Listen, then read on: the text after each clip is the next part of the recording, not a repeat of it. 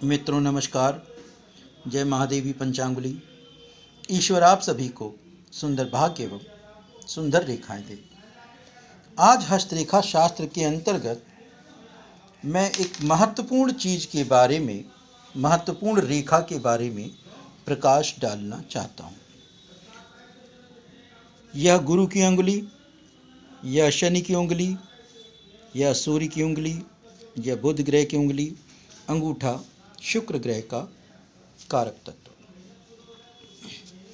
हमारी उंगलियों में यह संधि क्यों होती है? यह संधि क्यों होती है? इन पे यवाकार आकृति, यव रेखा क्यों होती है? आज मैं इस विषय पर प्रकाश डालने की अपने ज्ञानानुसार, अनुभवानुसार कोशिश करूँगा। जैसा कि हम सभी जानते हैं कि गुरु की अंगुली वातावरण से गुरु ग्रहीय कारकों को, गुरु ग्रहीय शक्तियों को ग्रहण करने वाली रिसीवर अंगुली है। आप इसको ऐसे समझें, जब भागीरथ ने गंगा को पृथ्वी पर लाने की गंगा से प्रार्थना करी तो गंगा ने कहा कि मेरा प्रचंड वेग पृथ्वी पर चला गया तो पृथ्वी पर प्रलय आ जाएगी, आप इसके लिए शिव जी से आराधना करो। भागीरथ ने शिव जी की आराधना करी। उनकी आराधना पर शिव जी ने गंगा को, जब गंगा जी का आगमन हुआ तो अपनी जटाओं में उलझाने के बाद अपनी एक जटा को खोल दिया और उस जटा से गंगा जी पहाड़ों पे, झरनों पर, जंगलों से होती उस स्थान पर पहुंची, गंगा का रूप धारण किया और भागीरथ के पुरखों को मोक्ष मिला। यवरेखा हमारी उंगलियों के तीनों पर्वों पर प्रथम भाग में किसी में शंख होते हैं, किसी में चक्र होते हैं, किसी में नालिका रेखाएं होती हैं, किसी में लूप होते हैं और हर पर्व में कई विशिष्ट शिष्ट चिन्ह और नालिका रेखाएं होती हैं। इनका एक बहुत महत्वपूर्ण, बहुत विशिष्ट, बहुत गहन कारण है। हर पर्व में इस तरह की खड़ी रेखाएं, कहीं आड़ी रेखाएं, कहीं हजारों सैकड़ों नालिका रेखाएं होती हैं। इन रेखाओं का होने का अर्थ मात्र और मात्र, जैसे मैंने अभी आपको बताया, गंगा के प्रचंड वेग को रोक करके, शिव जी की जटाओं में उलझा करके, पहाड़ों, झरनों, जंगलों, दर्रों, खाबरों से होते हुए अपने गंतव्य स्थान तक पहुंचाना होता है।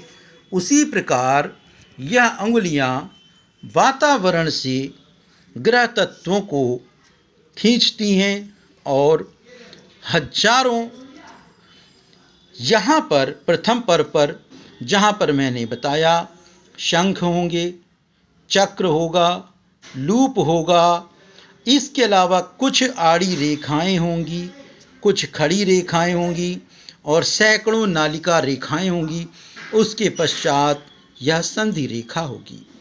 फिर द्वितीय पर्व में इसी तरह की खड़ी रेखाएं, आड़ी रेखाएं, नालिका रेखाएं। थर्ड, उसके बाद संधि यव रेखा, कुछ भी हो सकता है, हजारों सैकड़ों नालिका रेखाएं। थर्ड पर्व में इसी तरह कुछ खड़ी रेखाएं, कुछ आड़ी रेखाएं, कुछ अति दुर्लभ चिन्ह, कुछ अति दुर्लभ नालिका रेखाओं से बनी हुई आकृतियां, जिनको आप सिर्फ मैग्नीफाइंग ग्लास से देख सकते हैं, नग्न आँखों से देखना संभव नहीं है।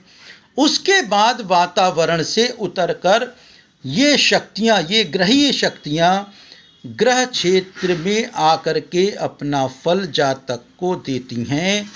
तो मेरा इस वीडियो के माध्यम से यही बताने का प्रयास था कि हमारी अंगुलियों में बनी संधि रेखाएं, पर्वों पर बनी खड़ी रेखा, आड़ी रेखा, नालिका रेखाएं, उन पर्वों पर राशियों के चिन्ह, सैकड़ों नालिका रेखाएं, नालिका रेखाओं से बनी आकृतियाँ, ये वातावरण से मैंने तीर के माध्यम से बता रखा है, ये वातावरण से आने वाली ग्रही शक्तियाँ हैं।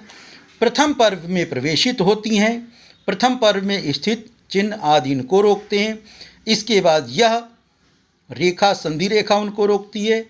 उसके पश्चात सेकंड पर्व में जो आड़ी खड़ी रेखाएं होंगी वो नालिका रेखाएं, शिष्ट विशिष्ट चिन्ह, राशियों के चिन्ह। तृतीय पर्व में स्थित रेखाएं, खड़ी लाइनें, आड़ी लाइनें, सैकड़ों नालिका रेखाएं। उसके बाद संधि रेखा, यव रेखा। उसके पश्चात वातावरण की गृहीय शक्तियाँ ग्रह क्षेत्र में प्रवेशित होती हैं। तो मित्रों, करतल में स्थित किसी भी रेखा को मामूली मत समझिए, अति विशिष्ट रेखा हैं, अति महत्वपूर्ण रेखा हैं। यदि ये रेखा ना हो तो प्रत्यक्ष रूप से ग्रहों की शक्ति को रोक पाना ग्रह के लिए संभव नहीं होगा। ठीक उसी प्रकार जिस तरह शिव जी की जटाओं से गंगा की धार निकलकर विभिन्न मार्ग क्षेत्रों में घूमकर अपना स्वरूप बदलकर प्रकृति को, मानव जीवन को आनंदित करने वाली होती है, उसी तरह ग्रहों से आने वाली शक्तियाँ भी प्रचंड वेग से चलती हैं। पर्वों में स्थित रेखाएं, चिन्ह, नालिका रेखाएं, इनको छीण करके ग्रह में शक्ति प्रवेशित करती हैं। अन्यथा यह शक्तियाँ जो मानव